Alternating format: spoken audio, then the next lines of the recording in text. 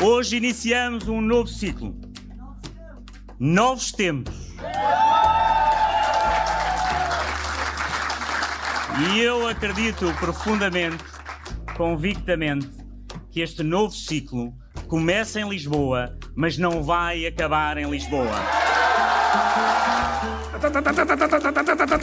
A derrota de hoje é uma derrota que é pessoal e intransmissível. Já podemos dizer com toda a confiança que o Partido Socialista continua a ser o maior partido autárquico nacional, tendo a terceira vitória eleitoral consecutiva em eleições autárquicas, quer em número de câmaras, quer em número de freguesias. António Costa foi para a campanha armado de bazuca. Rui Rio levou o Maga AK-21, chamada Carlos Moedas, e virou Lisboa.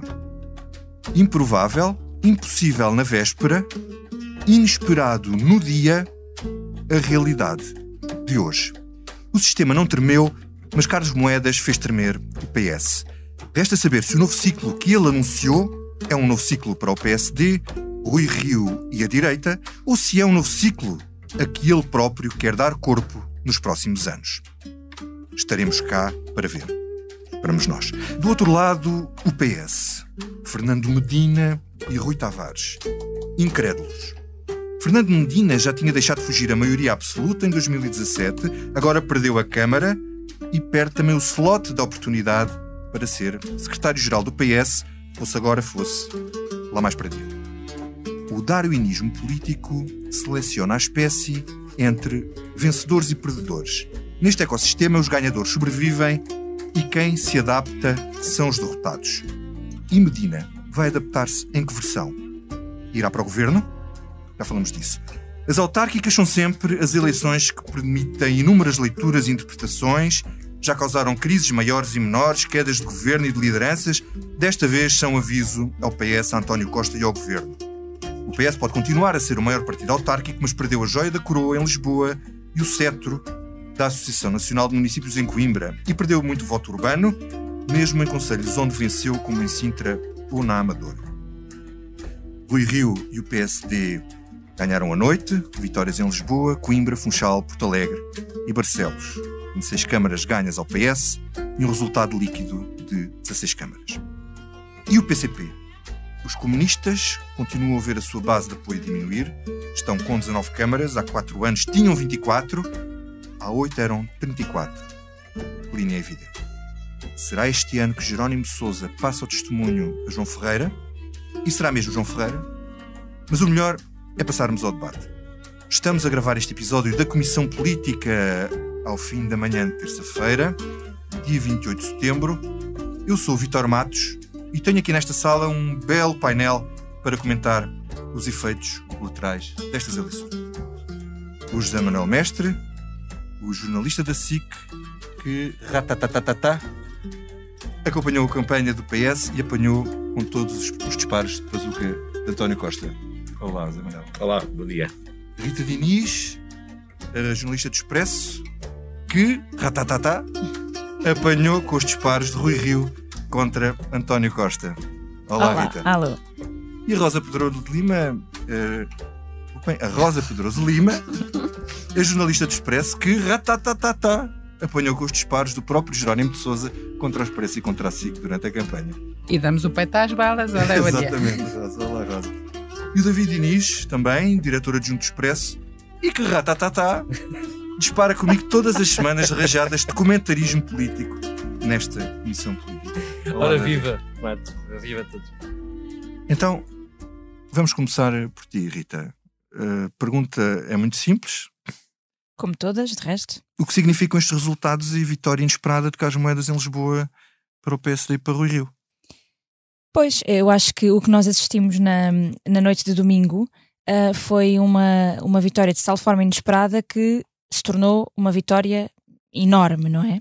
O que começamos a ver agora neste rescaldo é o outro lado do PSD a olhar para os números finamente e a perceber se esta vitória de Carlos Moedas foi de facto uma vitória de Carlos Moedas ou de Rui Rio.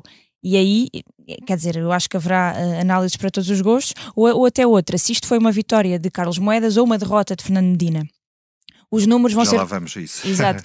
Mas a questão é essa, é que o que me parece é que é inegável que tenha sido uma vitória de Rui Rio, do PSD, no geral. Aliás, Carlos Moedas foi um nome tirado da cartola na altura por Rui Rio e foi muito elogiado por todos, ninguém disse que não, foi indesmentível, foi um grande trunfo, e agora lá está, esse grande trunfo que esta direção do PSD tirou da cartola está a dar frutos e conseguiu reconquistar a Câmara da Capital. Portanto, parece-me que é uma vitória que tem que ser atribuída aos dois.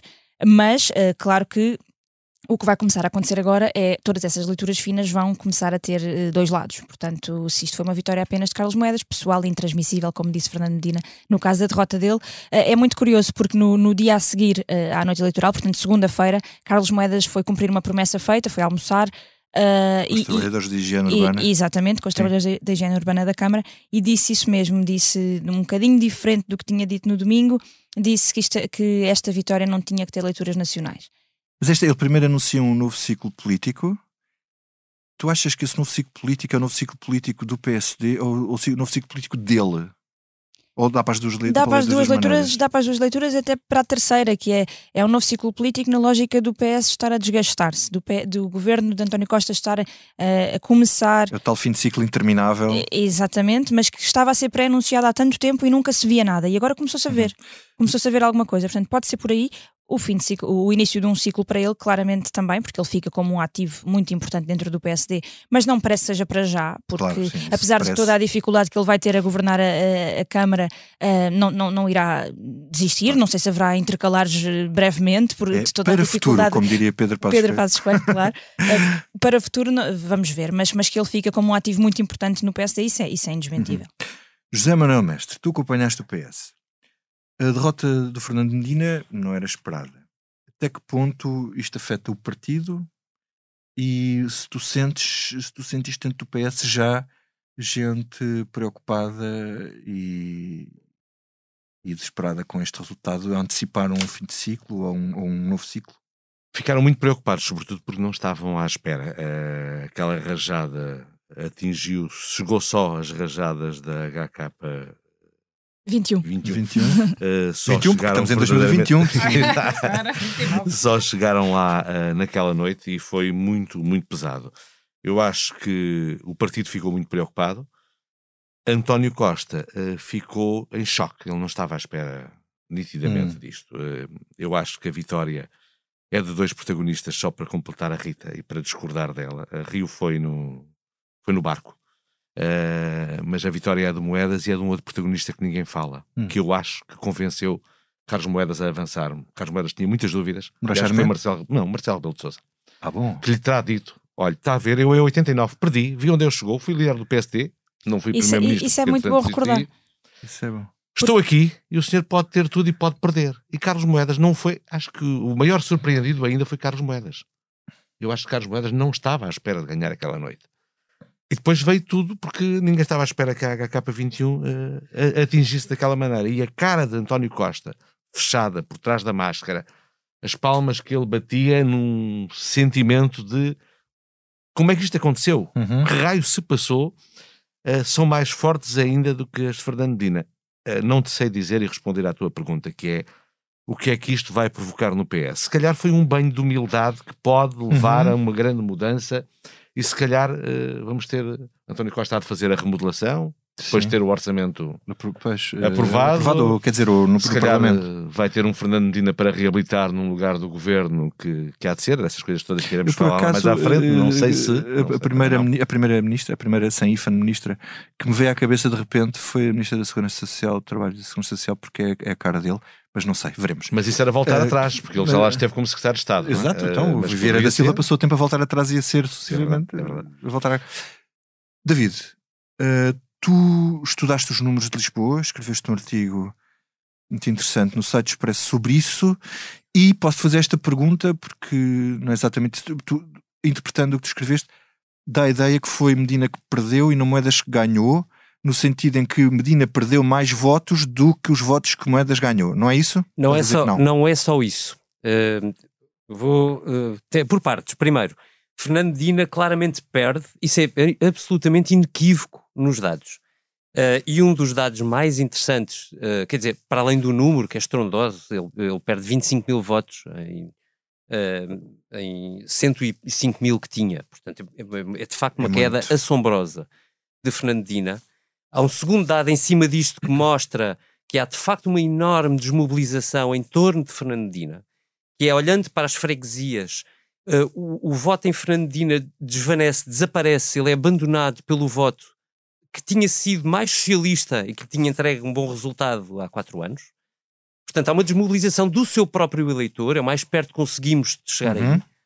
Mas eu não posso dizer que não há uma vitória de Carlos Moedas, porque é assim, os dados em Carlos Moedas, é certo que ele ganha, não chega a 3 mil votos mais. Agora, é preciso em relação à soma CDS passa há 4 anos, onde PSD e CDS se apresentaram separados e Assunção Cristas ficou à frente.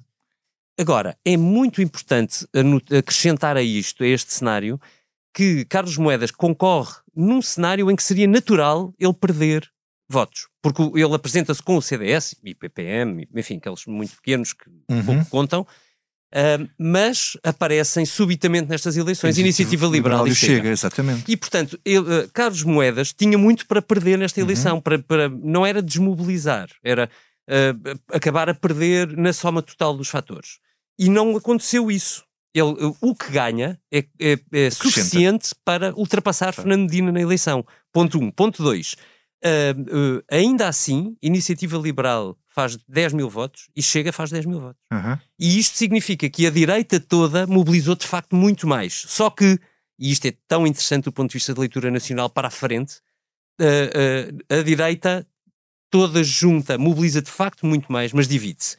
E se não fosse a lei eleitoral autárquica ser o que é, ou seja, first past the post, não é? Em inglês, ou seja, o que vence por um voto é o Presidente da Câmara.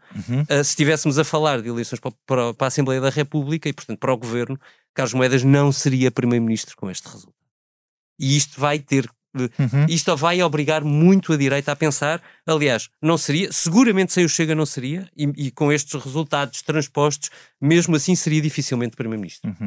Tu sabes quem é que boicotou, enfim, deitou abaixo a lei eleitoral autárquica que estava fechadinha em 2007? Foi Luís Filipe Menezes quando chegou à liderança do PSD, senão hoje tudo seria diferente. E os executivos eram homogéneos. Quem ganhava era presidente e depois tinha o apoio ou não. Moedas a agradecer ao Luís Filipe Menezes. E depois teria o apoio ou não da Assembleia Municipal. Rosa, o PCP perdeu e minguou mais uma vez. Perdeu Loures, não conquistou Almada.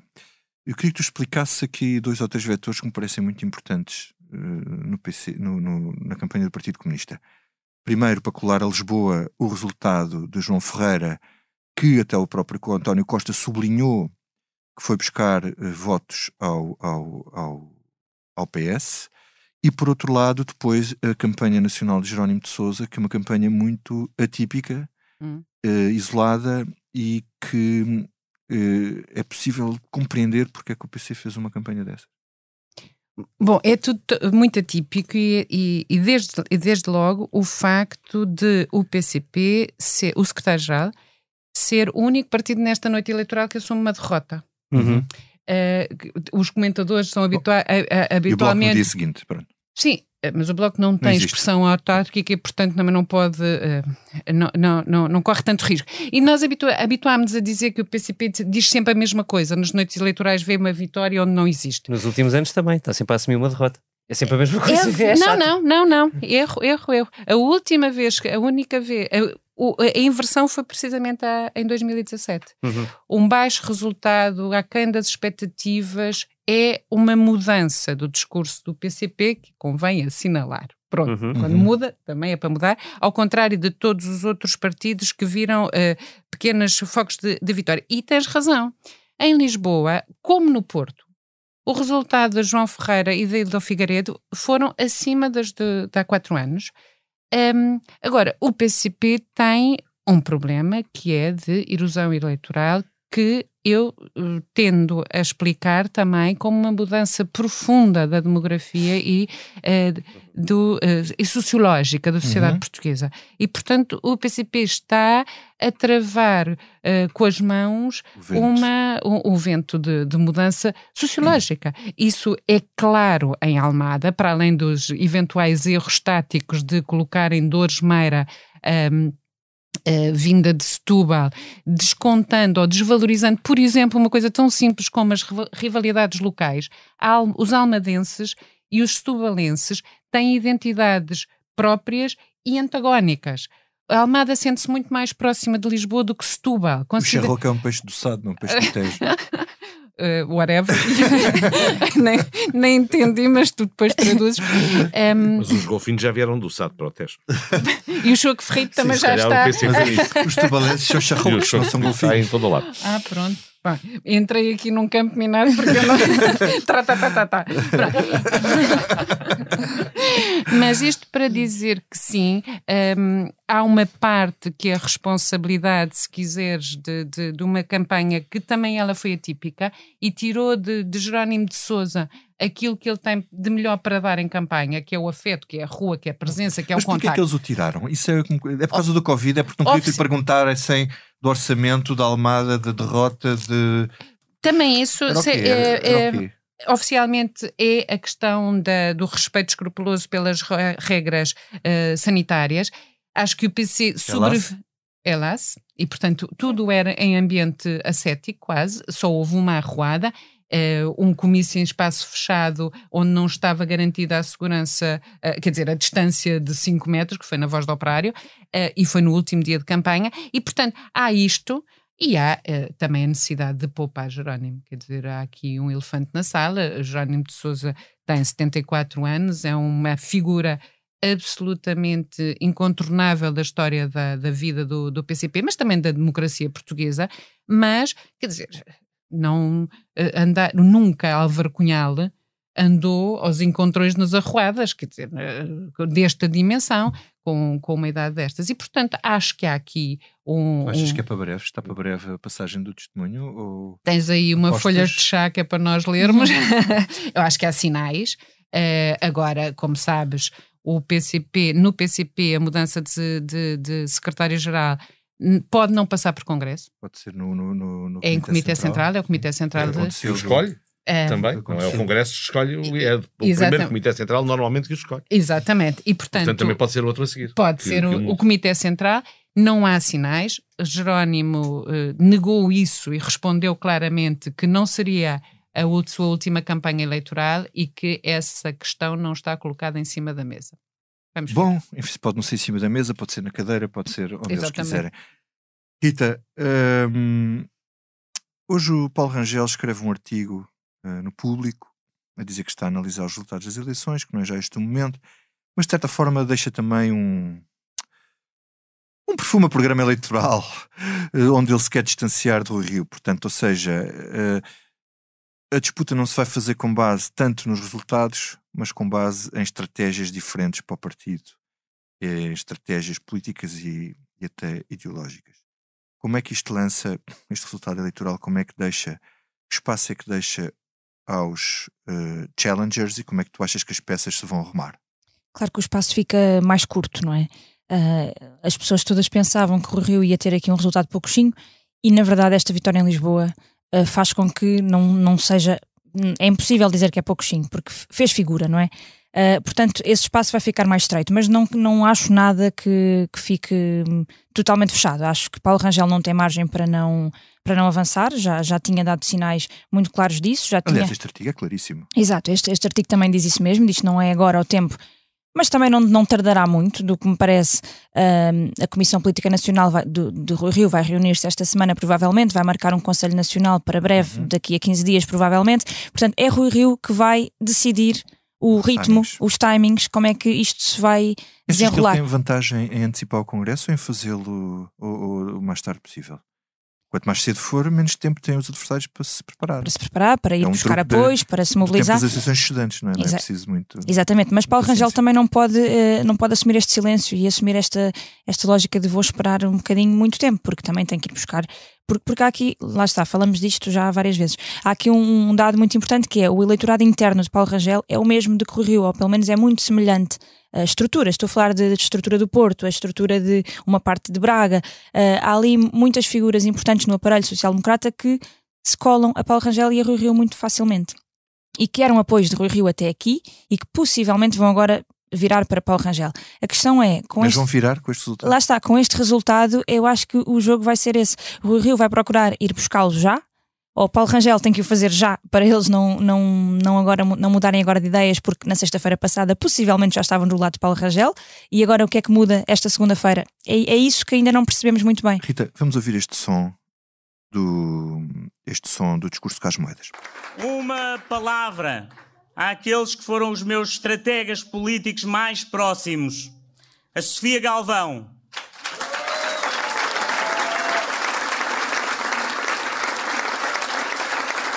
O Alexandre Relvas.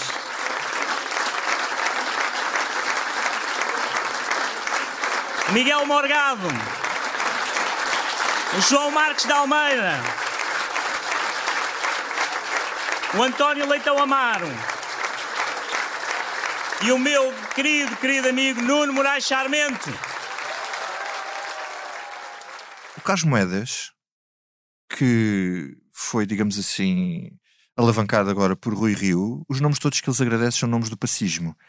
Vocês acham que ele vai apoiar Rui Rio, não vai apoiar ninguém, ou vai apoiar um candidato que tenha mais a ver com o que ele pensa? Só para começar, só para repetir uma coisa que disse há pouco, eu acho que ele está a começar a fazer esse caminho de se descolar de Rui Rio. Precisamente na segunda-feira, quando fez aquela declaração a dizer que as eleições em Lisboa não têm que ter uma leitura nacional, tem a ver com a governação de Fernando Medina e com a sua própria campanha, pronto, aquela pequena localidade que é Lisboa. Portanto, eu acho que ele está a começar a distanciar-se. E o facto de ele ter dito os nomes, como ouvimos ainda agora, nomes muito colados ao antigo pacismo. O único nome que não é colado ao pacismo é o do Sarmento. É o do Nuno Moraes Charmento. Exatamente, que é vice-presidente de Rui Rio.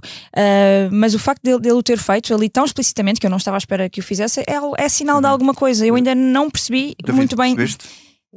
Honestamente, eu acho que aquilo é Carlos Moedas a ser ele está grato a quem esteve e quem não largou. E vamos lá ver. Esta campanha foi difícil para Carlos Moedas. Contra tudo e contra todos. Não muito bem gerida, para não dizer, em muitas circunstâncias, muito mal gerida. Mas foi uma campanha difícil, onde ele teve os últimos 2 meses a sentir-se isolado, perdido, sem apoio, seja externo ou interno. E portanto, a mim parece normal, enfim, até bastante humano, que ele agradeça a quem não o largou. Eu não leria aí um sinal político, mas sim, leio da Rita, do resto do discurso. Ou seja, não há um elogio, ele agradece a ida de Rui Rio e de Francisco Rodrigues Santos na mesma medida, claro. Não há um elogio ao líder, quer dizer, ele assume a vitória como dele. Aliás, e isso é importante. Aliás, ele disse na entrevista que vos deu, disse-vos que não sou o balão de oxigênio de ninguém. Pronto. E portanto assim ficará. Aliás, é muito curioso, ele disse 2 coisas. Ele disse, não vou ser balão de oxigênio de Rui Rio, nem vou ser, como é que era, nem pedi autorização a Passos Coelho para avançar. Exato. Não peço licença a ninguém para avançar. Pelo portanto, que eu acho que ele não vai, enfim, agora não é acho, eu se fosse uma Carlos Moedas metia-me à parte. Ele ganhou o pódio de, não é o próximo líder do PSD, quando for mesmo preciso para o PSD lá à frente ele já estiver disponível. E eu acho que ele se vai manter à parte. Eu acho ele está preparado para fazer o que fez, ao contrário, Sampaio, que é o próximo líder do PSD se morre na praia nas próximas legislativas. Vai haver uma crise e ele, sendo presidente da Câmara de Lisboa, provavelmente candidato-se à liderança, diz que o mandato dele na Câmara acaba mais cedo, e vai, agora se lhe perguntarem ele vai dizer que não, mas é para isso que as coisas correm. Que é ele esperar-se, e tem muito tempo para esperar, pode ainda esperar para 2 anos depois. Sim, mas deixa-me acrescentar aqui uma coisa. Foi ao contrário, foi tudo ao contrário. Foi líder do PS e presidente da Câmara, o Costa certo, também foi em 91, Jorge Sampaio era líder do PS, presidente da Câmara de Lisboa e concorreu às legislativas contra Cavaco Silva. Perdeu por muito. Mas o guião não está feito. Eu acho que a análise clássica das eleições, como nós fazemos, por partidos e depois quem é que vai ser o líder, quer dizer, esta votação de Moedas é uma grande vitória, é a grande surpresa da noite. A cara de Fernando Medina e a de Carlos Moedas são equivalentes à de Inês Medeiros e de Joaquim Judas em Almada. Vai lá que o Moedas é Inês Medeiros, que era aquele espanto de o que é que me aconteceu. Bem, mas a diferença é que eu acho que ele queria mesmo. Ele queria mesmo e a Inês. Pronto, isso aí já vamos ver. Agora, o quadro que Moedas tem pela frente é um quadro que não tem guião no PSD. Ele vai ter de negociar. Ele vai ter de fazer geringonças, acordos, whatever. E nesse sentido tem um caminho. Vai fazer um caminho próprio, não é? E eu acho que há uma coisa que nós estamos a desvalorizar nesta análise destas autárquicas. O peso crescente dos independentes. O peso crescente que já tem em tantas câmaras como a terceira força autárquica, tem 19, como o PC, como a CDU, perdão. E a divisão de votos, muitos dos independentes são ex-qualquer coisa, ex-partidos, mas a diluição de votos pelas pequenas franjas da quantidade de candidaturas que se apresentam, alguns conselhos tiveram 11, 12 Havia candidatos. conselhos com muita dispersão de candidaturas. Isto está a mudar a face do clássico, esta é minha, do PS, esta é minha, do PSD ou do PCP. Há acordos que vão ter de ser feitos a nível local que obriga a que os políticos deixem de ser tão agarrados aos aparelhos e às corridas dentro dos aparelhos partidários. Isso pode ser bom ou mau, vamos ver. Mas deixa-me só colocar... António Costa ensaiou isso em Lisboa quando alargou e perceu que era possível buscar os independentes e fazer aquele grupo da Helena Rosete. Exatamente. E isso pode servir também para Carlos Moedas como lição de... Mas ele aí deu-lhes o braço duro. Deixa-me só mesmo em relação... É o que acontece normalmente depois quando chegam lá acima. Não? Depende de quem é o urso. Só vou dar aqui 2 passos atrás em relação ao que estávamos a falar há pouco de Rio e de Passos Coelho e Carlos Moedas aí no meio. Eu acho aqui outra questão que é feito de Passos Coelho no meio disto? Estamos sempre a falar de que ele regressa algum dia. Se calhar Carlos Moedas acaba por esvaziar esse eventual regresso de Passos Coelho. Não sei se isso pode também ser, se ele pode aparecer aí como essa figura, e o facto de ter falado dessas figuras do pacismo que o ajudaram e que estiveram de facto com ele, não acaba por dar também espaço para essa leitura. Deixem-me colocar-vos aqui uma questão absolutamente hipotética, que é a seguinte: as sondagens erraram redondamente em Lisboa. A minha pergunta é a seguinte: se as sondagens tivessem detectado uma disputa taco a taco entre Fernando Medina e Carlos Moedas, o resultado era o mesmo? David, a mobilização do voto, a desmobilização do voto em Medina seria a mesma?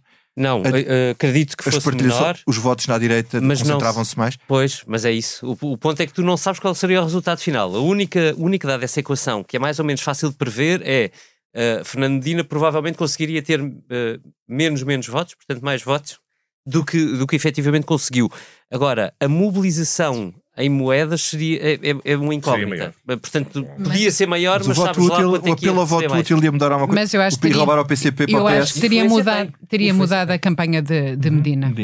Eu acho que Fernando Medina entrou nesta corrida e eu acho que isso, ele e António Costa, a ideia de que isto é nosso, assustou o eleitorado. Acho que mobilizou o eleitorado de direita e o de esquerda. Se Medina pensasse ou lhe passasse pela cabeça que Lisboa estava tremida, talvez tivesse tido outro tipo de campanha, mais próxima e menos arrogante. Porque o discurso de Fernando Medina estava a ser na lógica de com quem é que eu vou governar, com o PCP ou com o Bloco de Esquerda, e não outra coisa qualquer. A campanha da esquerda era toda feita uma nesta escolha lógica. entre PCP e Bloco de Esquerda. De resto, ganhou o PCP nessa disputa, mas muito eleitorado de esquerda, ou algum eleitorado de esquerda, uns não foram votar, outros optaram à esquerda, ao PCP, só por isso. Claro. Mestre, como é que tu viste esta declaração inusitada do nosso Presidente da República em apelar à estabilidade política? Mas onde é que estão os sinais de instabilidade? Hein? Eu acho que Marcelo Rebelo de Sousa estava com medo do que saía daqui. Acho que ele se assustou. Ele às vezes sabe coisas, ele ouve vozes. Só que às vezes sabe coisas que ainda não aconteceram. Pois, ele fala com o Primeiro-Ministro todas as semanas. Eu acho que ele estava com medo que António Costa... E eu também acho que António Costa quis bater o recorde há 4 anos. era muito difícil explicar porque é que António Costa, que fez 2 campanhas para as legislativas de toque e foge, não se expor muito soft, de repente teve uma campanha louca aqui. Ele ainda não encontrou o ponto de fazer as campanhas. As outras foi sempre a cair. Não corre bem as campanhas. Não corre. E agora, ou era para mudar, porque percebeu que aquilo não resultava e quis fazer outra coisa, mas eu acho que ele, munido daquela bazuca que disparava em todos os sentidos e que ele achava que disparava mais que a HK21, achou que isso funcionou à esquerda, porque o povo de esquerda achou que ia chegar provavelmente mais dinheiro às câmaras e se calhar mudou-se para o PS, o povo do PCP ou da CDU, mas isso não funcionou e em Lisboa provavelmente terá afastado eleitores. E Marcelo está muito cuidadoso agora, mas eu acho que ele já tinha medo de se António Costa, se o PCP caísse, que é um dilema que a Rosa explicará sempre melhor do que nós. Mas sério? O que é que iria acontecer? Não, o que a dúvida aqui é o PCP, eu nunca me esqueço do exemplo de Lisboa, quando o PCP alinhou ao lado de Jorge Sampaio e tinha 5 vereadores antes disso, e quando o João Soares saiu e depois o PCP foi pela primeira vez a votos, tinha o Ruben de Carvalho. E portanto essa lição do PCP eu sempre tive muitas dúvidas como é que eles iam gerir isto. Agora tem um problema, que é poder irem a votos e perderem o seu grupo parlamentar massivamente. E, portanto, o PCP terá sempre muito medo. Mas se não for a isso, depois disto, eu imagino que haverá muitos comunistas no Comitê Central a dizer chega, não podemos estar nisto. Eles não podem dizer comes. Eles não podem dizer, eu pensei nisso. Basta. Mas basta. Também não podem.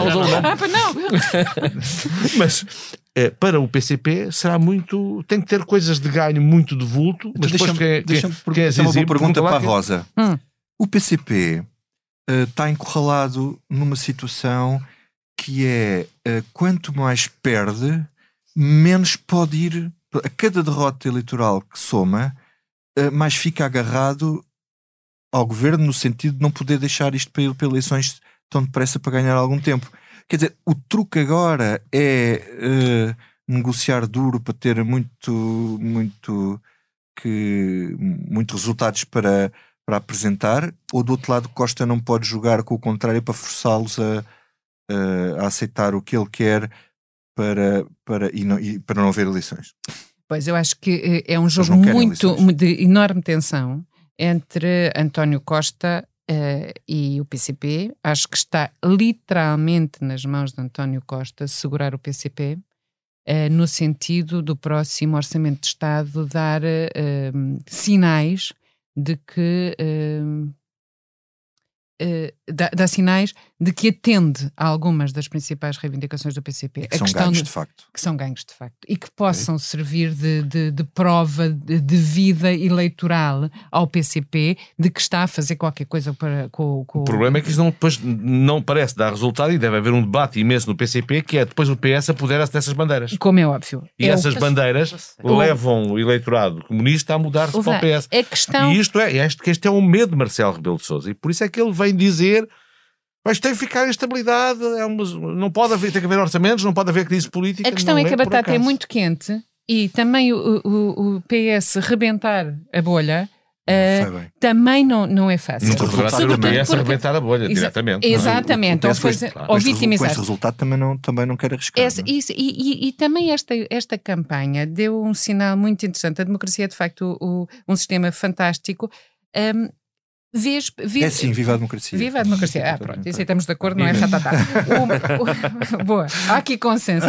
Que é tu veres António Costa, um político de facto mão cheia, experimentadíssimo, a cometer erros de palmatória. A questão do super-homem, como lhe chama o Ricardo Araújo Pereira, e bem, do primeiro-ministro a tirar a gravata, como disse aqui ao mestre, e ficar secretário-geral do PS para dar, olha, uma estrada aqui, uma maternidade ali. Faltava pôr a gravata na testa. Exatamente. Faltou. Correu-lhe mal. Correu-lhe mal aquela declaração patética em relação à Galp. E portanto tu vês como às vezes a soberba, ou isto já está no papo, isto eu já sei tudo, o Presidente da República ter os cálculos todos na cabeça, ou o Primeiro-Ministro, às vezes corre mal. E portanto quando tu dizes, mas isto agarra muito o PC ao governo porque não pode provocar eleições porque perdem mais, não sei quem é que perderá mais, percebes? Porque eu acho que estas eleições também mostraram muito isso. As pessoas, os eleitores, cada vez mais decidem, para além de todo o espetáculo de campanha, que até nós transmitimos, ajudamos a transmitir. É uma parte do pensamento do eleitorado. As pessoas pensam, têm outros dados, não são que nos escapam, não serão as redes sociais, ou as sondagens, ou os debates, ou pura e simplesmente a experiência. Já há uma cultura democrática enraizada nos portugueses que lhe permitem também desconstruir o discurso dos próprios políticos sem mediadores, sem os comentadores, o comentarismo. E aí as sondagens, se calhar, ainda não apanharam isso. Não, eu ia acrescentar, eu acho, subscrever o que diz a Rosa, mas tentando dar exemplos práticos disto.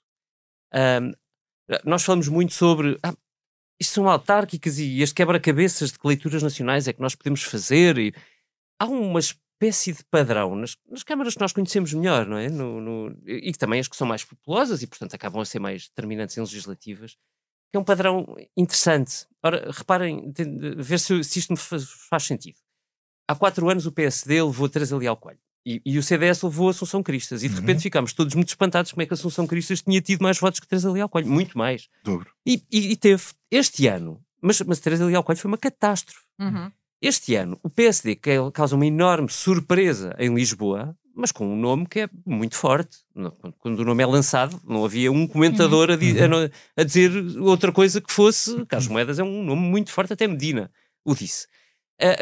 Olha para o lado, Sintra, Basílio Horta, toda a gente achava que era uma no story das eleições autárquicas. Eu tenho a dizer que foi uma grande história das eleições autárquicas, porque o homem que não quis debater nunca com um adversário, Basílio Horta, perdeu a maioria absoluta grande. Perdeu muitos votos Basílio Horta. O Conselho de Sintra foi o que teve maior abstenção. Se isto não é um exemplo, o que será? E nesse caso, o PSD até tem um resultado bastante honroso, de 20 e tal %, mas perto de Basílio Horta, ficou nem a 10 pontos de Basílio Horta, com uma cara que, apesar de tudo, é reconhecida, tem uma espécie de espectro nacional, porque andou atrás da pandemia, etc. Ricardo Batista Leite. Olhem para Gaia agora. O PS... Também caiu. Não, o PS cai em Gaia, mas tem mais de 50% dos votos. Agora olha para o PSD. O PSD que teve uma onda, parece uma onda de recuperação de câmaras e não sei o quê, em Gaia foi uma catástrofe o PSD. Teve um resultado teve 20%, absolutamente... apesar de tudo subiu 3%. Mas Vítor, é uma coisa ao nível de há 4 anos, portanto não subiu nada. E porquê? Cancela Moura?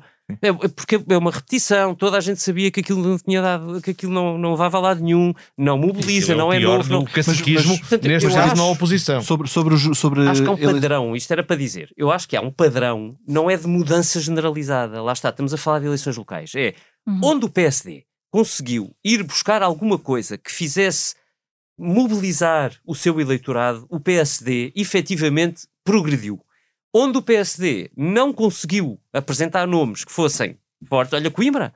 Mas eu acho que, deixa-me só perguntar-te, perdeu. Pronto, Coimbra é outro exemplo da soberba, que o eleitorado penaliza a soberba do Manuel Machado, soberba do Fernando Medina. Não, e valoriza um nome que há 4 anos tinha sido esperançoso, mas não estava sequer na órbita do PSD. O PSD percebe, vai buscar esse nome, aposta forte e ganha grande. Ou seja, uma lição para o próprio PSD, um nome credível, certo? Tem aceitação no eleitorado. Exato. E agora a pergunta decisiva é... Qual é o melhor nome, o nome mais credível no PSD? E Rui Rio?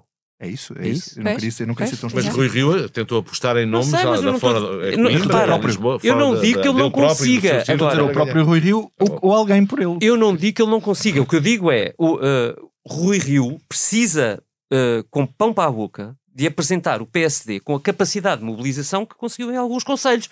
Hoje, manifestamente, isso não existe. Ou, se quiseres, antes de ontem, manifestamente isso não existia.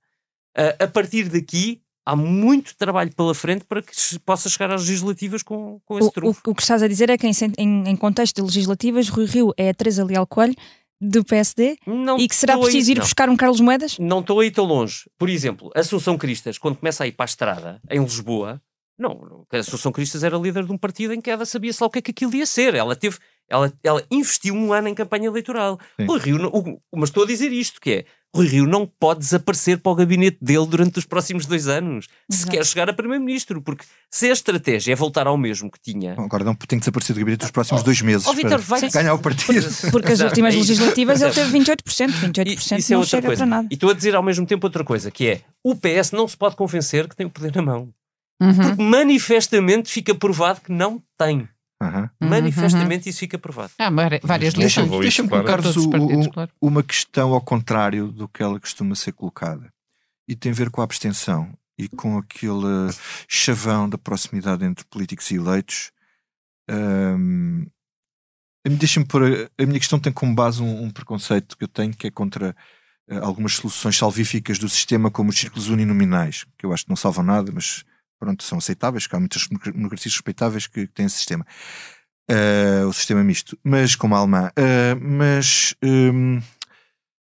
Quando se diz que a abstenção podia ser combatida através da proximidade entre eleitos e eleitores, por exemplo, nós temos tido 50% de 51% em legislativas e tivemos agora 54% nas presidenciais muito específicas, porque o resultado era bastante evidente, tendo 46% de abstenção, a segunda mais alta de sempre nas autárquicas. Vocês acham, ao que é que se deve esta abstenção, e vocês acham ou não que isto não cola com esse mito de proximidade? Não há mais proximidade entre eleitos e eleitores do que as autárquicas? Por isso mesmo também a taxa de abstenção nas autárquicas é francamente menor do que em todas as outras eleições e, portanto, isso é prova que até se cola. Aproximada. As europeias são muito mais, são quase 60%, portanto, quer dizer, há de facto um efeito de proximidade que se pode melhorar, mas eu não acho estes números preocupantes, acho muito sinceramente. Ok. E alguns conselhos ultrapassa francamente a participação. Eu acho que há muita gente que não conhece nas zonas urbanas os seus candidatos. A proximidade é muito relativa. Quando vamos para o interior, toda a gente sabe quem são os candidatos. Aqui, aliás, assim que fez uma reportagem ouvindo aleatoriamente pessoas na rua, porque eu percebi, e no Conselho de Sintra quem era o Presidente da Câmara sabiam, e portanto é impressionante. Aqui funciona uma lógica muito urbana, e funciona também, acho que o voto é aquilo que tu falavas há pouco, que eu disse que as sondagens acho que ainda não captaram, e acho que isso aconteceu, que é um conjunto de... Antigamente nós dizíamos que havia no país 200 mil que decidiam as eleições, que mudavam o voto de umas eleições para outras, e que era uma classe média. Eu acho que agora há uma classe jovem que se vota, esclarecida, que não decidiu o seu voto, que vota de forma diferente para a Assembleia de Freguesia, para a Junta de Freguesia, ou para a Assembleia Municipal e para a Câmara Municipal, e que espera até ao último momento por decidir o seu voto. E, portanto, quem acreditar nas sondagens, sem perceber que esse grupo que vive muito nas redes sociais, também do que se passa lá, e que eles se calhar não têm a capacidade de detectar, depois perde-se. Eu deixo, só para dar um exemplo, diz Rita, porque eu quero dizer uma outra coisa, mas já lá. Não, a minha questão em resposta à sua pergunta é que eu acho que às tantas esta campanha foi tão nacionalizada, não é? Foi tão virada para os partidos em si mesmos e não para os candidatos,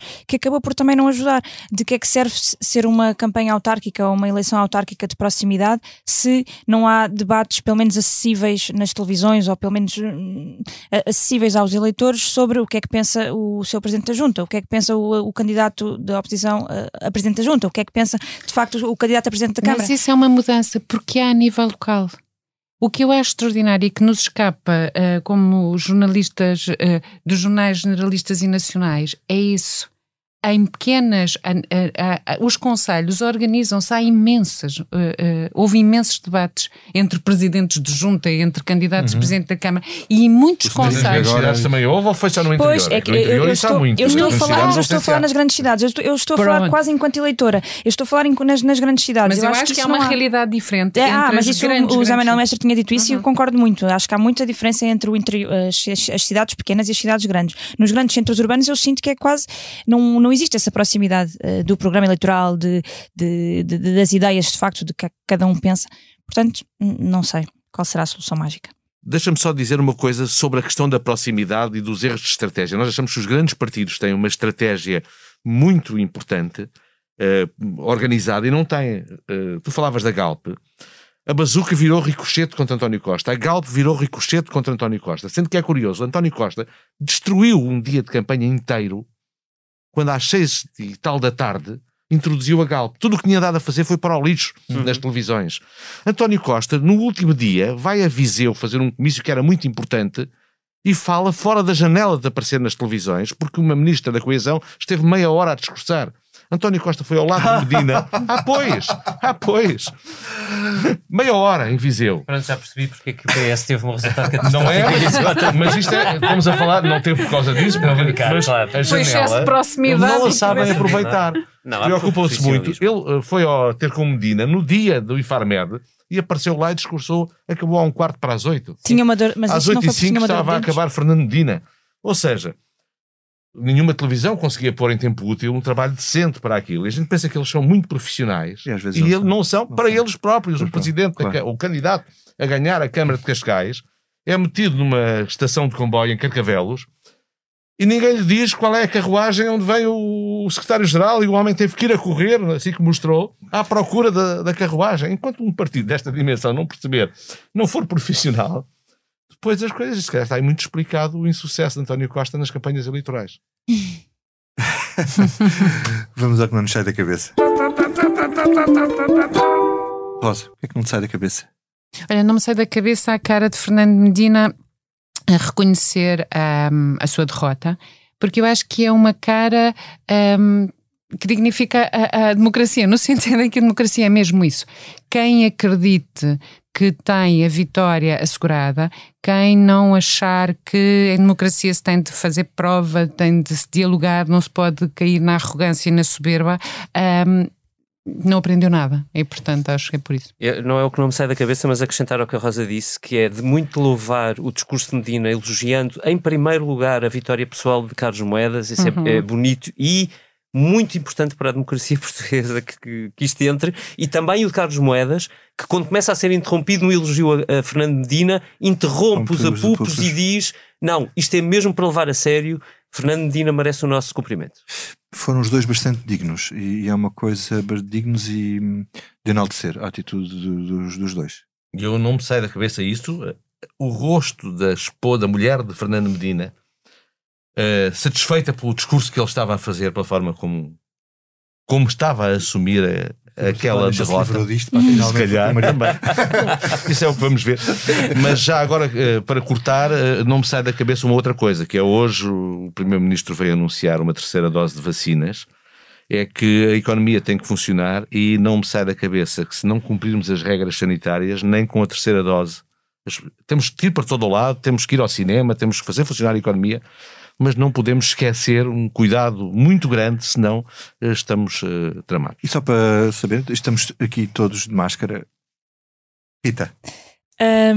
Bom, eu estava aqui a dar voltas à cabeça a ver o que é que não me saía da cabeça, mas de facto ando tão embrenhada, tão cansada, exato, tão embrenhada nesta campanha eleitoral e nesta noite eleitoral que não é muito difícil sair deste tema. Mas pronto, vou dizer que hoje à noite, então vou fazer assim um momento de publicidade, hoje à noite vou assistir a um espetáculo de comédia, portanto vou tentar rir-me um bocadinho. E desculpa, depois da campanha eleitoral ainda precisas de ir a um espetáculo de comédia? Eu não preciso.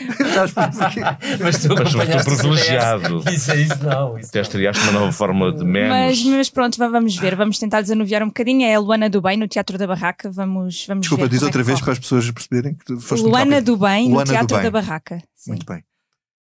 Olha, a mim não me sai da cabeça um facto que assisti na campanha eleitoral, no mínimo estranho, que foi ver, portanto, eu acompanhei o CDS, onde me diverti bastante durante a campanha, aquele partido é impagável, e na noite eleitoral, na sala de imprensa, e onde são feitas as conferências de imprensa, no mesmo piso, mesmo ao lado, é a sala da Distrital de Lisboa. E estava lá o líder da Distrital de Lisboa, o João Gonçalves Pereira, que foi preterido nas listas a Lisboa, e a Distrital de Lisboa está em guerra com a direção do partido, que estava no 2º andar, onde se ouviu os gritos e as pateadas e os festejos de cada vez que caiu uma câmara para a coligação. Era total... Quer dizer, Lisboa estava a ser ganha, e mesmo em juntas de freguesias onde ganharam pessoas da Distrital como parte das nações, não havia propriamente uma grande alegria, mas assim uma espécie de grande melão. Quando o líder desceu, ainda foi lá à sala e disse boa noite à Distrital de Lisboa, como quem diz. Enfim. Pois, eu gostava que o que não me saísse da cabeça fosse precisamente a cara de certas pessoas, mas como não vi, não está na minha cabeça, mas pronto, foi uma noite eleitoral muito interessante para isso também. David? A mim não me sai da cabeça um número que tenho aqui no meu e-mail. O meu Gmail é onde eu tenho as newsletters internacionais que gosto muito de ler para me manter a par do mundo e que não só de Portugal. E neste Gmail que eu não consigo abrir há sensivelmente um mês, estão 2036 e-mails por abrir. Good luck. Eu tenho muita vontade de ler sobre as eleições na Alemanha e fecho com isto. As eleições que determinam o futuro da Alemanha e o pós-Merkel serão determinantes para a Europa também e que acabam num momento que eu acho que é também tão bonito para a democracia, que é muito valorizar. Elas acabam quase empatadas, com todos os cenários de coligações em aberto e com todos os líderes disponíveis para falarem uns com os outros à procura de uma solução. E esta procura do consenso, que tanto se tem perdido em democracia, é um exemplo da Alemanha para todos. Uhum. Não vais ao teatro com a Rita, portanto. Não vais vou, ficar mas gostava. Obrigado a todos. Chegamos ao fim desta Comissão Política. Teve edição de som de Rubem Tiago Pereira e de João Luís Amorim. A ilustração é do Tiago Pereira Santos. Ficamos com Lisboa, a duas vozes, porque tudo aquilo que parece na Lisboa que amanhece é sobre o Tejo que se vai decidir muita coisa na política portuguesa nos próximos anos. Até para a semana, Sérgio Coquintano. Cansados vão os corpos para casa, dos ritmos imitados de outra dança. A noite finge ser ainda uma criança de olhos na lua, com a sua cegueira de razão e do desejo. A noite é cega e as sombras de Lisboa são da cidade branca, escura face. Lisboa é mãe solteira, amou como se fosse a mais indefesa princesa que as trevas algum dia coroaram. Não sei se dura sempre esse teu beijo.